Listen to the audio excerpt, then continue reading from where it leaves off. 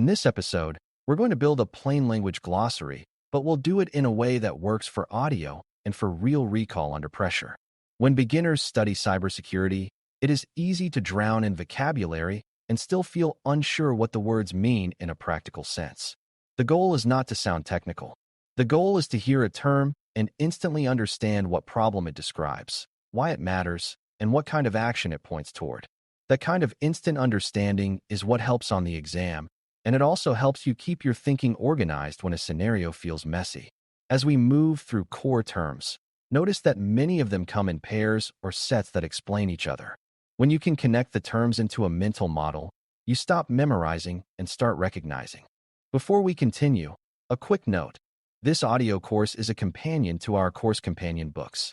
The first book is about the exam and provides detailed information on how to pass it best. The second book is a Kindle-only ebook that contains 1,000 flashcards that can be used on your mobile device or Kindle. Check them both out at cyber.author.me in the Bare Metal Study Guide series. A good place to start is with the 3 outcomes security is trying to protect: confidentiality, integrity, and availability, CIA. Confidentiality means information is only seen by people who are allowed to see it. So a leak or unauthorized access is a confidentiality failure. Integrity means information stays accurate and unaltered. So tampering, unauthorized changes, and manipulated records are integrity failures. Availability means systems and data are accessible when needed. So outages, denial of service, and destructive attacks are availability failures. Under pressure, the trick is to map a scenario to one or more of these outcomes quickly. If a question describes stolen customer records, think confidentiality first. If it describes altered transaction logs, think integrity. If it describes a service that cannot be reached, think availability. Many real incidents affect more than one part of CIA, but starting here keeps you grounded. Now connect those outcomes to risk language, because exam scenarios often use these words as if you already know them.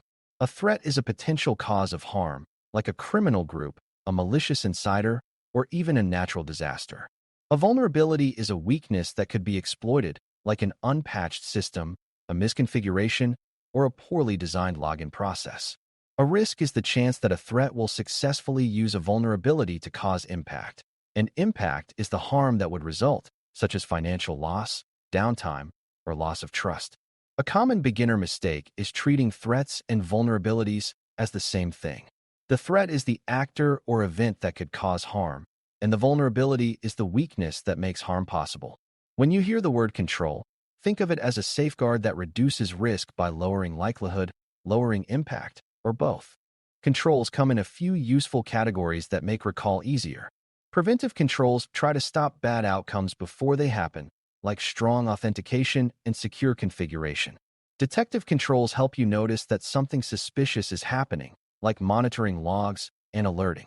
Corrective controls help you recover after something goes wrong, like backups and restoration procedures. Another helpful pair is technical controls versus administrative controls.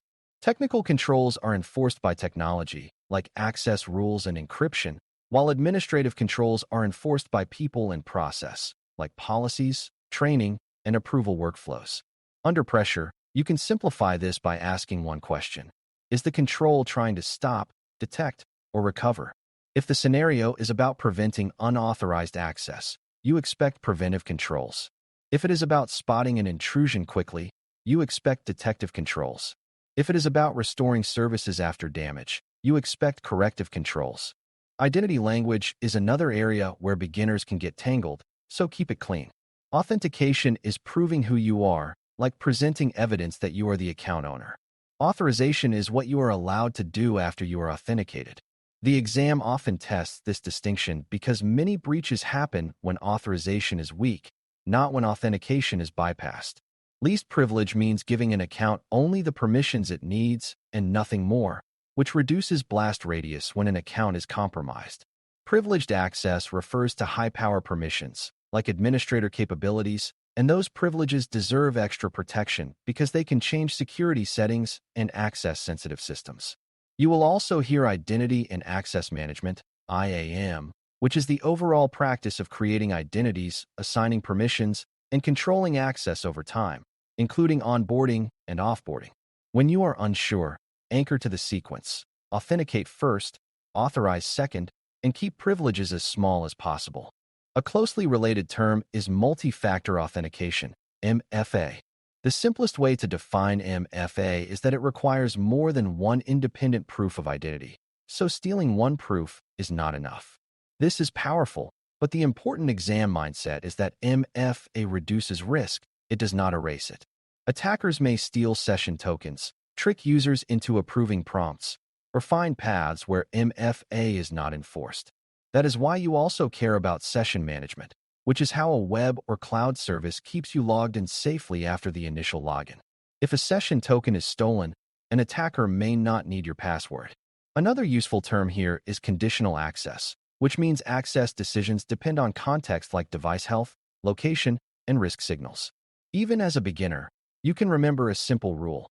Stronger identity controls matter most where privileges are high and data is sensitive. Now let's build a plain language foundation for web security terms, because they show up constantly. Input validation is the practice of treating all user input as untrusted and ensuring it matches what the system expects before using it. Injection is a broad idea where attackers manipulate input so the application does something unintended, often by altering how a backend system interprets a request. Broken access control means the application fails to enforce permissions on every request, so users can reach data or functions they should not. Cross-site scripting, XSS, is when untrusted input ends up running as script in another user's browser, often leading to stolen session data or unwanted actions. Cross-site request forgery, CSRF, is when a user's browser is tricked into sending an unwanted request to a site where the user is already logged in. If you remember nothing else, remember that many web risks are about trusting input too much or trusting sessions too blindly. When we shift from vocabulary to attacker behavior, it helps to use the idea of an attack lifecycle. Initial access is how the attacker gets in, such as phishing, credential theft, or exploitation. Post-exploitation is what happens after entry, when attackers try to expand their power and reach. Privilege escalation is gaining higher permissions than you started with. Credential theft is stealing passwords, tokens, or keys so the attacker can impersonate users or services. Lateral movement is moving from one system to another inside the environment, usually to reach more valuable targets. Internal discovery is the attacker mapping the environment, learning where important systems and data live. These terms matter because they help you anticipate next moves. If you see evidence of a foothold, you immediately ask whether the attacker is likely trying to steal credentials, escalate privileges, or move laterally. You also need a clean mental model of stealth and persistence terms. Persistence means the attacker establishes a way to come back even after a reboot or cleanup attempt, which turns a one-time incident into an ongoing problem. Living off the land is when attackers use legitimate tools and normal features already present in the environment, so their activity blends into routine operations. Command and control, C2, is the communication channel attackers use to maintain remote control of compromised systems, issue instructions, and receive results. These three ideas often appear together in real intrusions. If an attacker is living off the land, you might not see obvious malware files. If they have C2, they may be actively controlling systems over time. If they have persistence, removing one artifact may not remove the threat. Under pressure, remember the story. Persistence is staying power, living off the land is blending in, and C2 is remote control. Data protection terms are another high-yield cluster, especially in cloud and SaaS environments. Data at rest means stored data, like files in storage or records in a database. Data in transit means data moving between systems, like across a network connection. Encryption is a method of protecting data by making it unreadable without the correct key, but keys are as important as encryption itself because whoever controls the keys can often access the data. Data exfiltration means data is moved out of the environment without permission, often after staging, which is collecting and packaging data internally before moving it out. Data loss prevention, DLP, refers to controls designed to prevent or detect unauthorized movement of sensitive data, such as blocking risky sharing or alerting on unusual exports. The beginner-friendly way to remember this is that data security is about controlling access, controlling sharing, and being able to detect abnormal movement patterns. Now tie the vocabulary back to defensive visibility, because terms are easier to remember when they have a job. Logs are recorded events, like sign-in attempts or configuration changes. Telemetry is a broader stream of signals about system behavior, which can include logs but also includes measurements and richer behavioral data. An alert is a decision that some pattern deserves attention, not just a loud log entry. Correlation is connecting separate events into a meaningful story, because isolated events can be misleading. Security Information and Event Management, SIM, refers to centralizing and correlating events so investigations are faster and patterns are easier to see. Endpoint Detection and Response, EDR, focuses on what happens on devices, like processes and file activity, while Network Detection and Response, NDR, focuses on communication patterns and data flows. Under pressure, remember the viewpoint rule. Endpoints tell you what ran, networks tell you what talked, and correlation tells you what it means together. Incident response vocabulary is also essential because exams often test how you think when something goes wrong. Triage means quickly assessing an alert to decide severity and next actions. Containment means limiting damage by stopping spread and cutting off attacker access. Eradication means removing the attacker's presence, such as persistence and malicious artifacts, so the threat is actually gone. Recovery means restoring normal operations safely and verifying systems are stable and trustworthy. Lessons learned means reviewing what happened and improving controls so the same path is harder next time. Another important pair is severity and confidence. Severity is the potential impact if the alert is real, and confidence is how likely it is that the alert truly indicates malicious activity. If severity is high, you may act faster even with moderate confidence, but you still verify as you go. Now let's connect terms about people and process, because many security failures are role failures. Shared responsibility means security outcomes depend on multiple parties, such as cloud providers, internal teams, and end users, each owning different layers. Accountability means someone is clearly responsible for an outcome, not just for doing a task. Separation of duties means no single person should control every step of a high-impact process, which reduces fraud and error. Security awareness is not memorizing rules. It is building habits that prevent common mistakes and speed reporting when something seems off. A key term here is social engineering, which is manipulating human trust to bypass technical controls, often using urgency, authority, or fear. When you see a scenario involving a suspicious request for credentials or money, the right response often involves independent verification and a process guardrail, not just a technical control.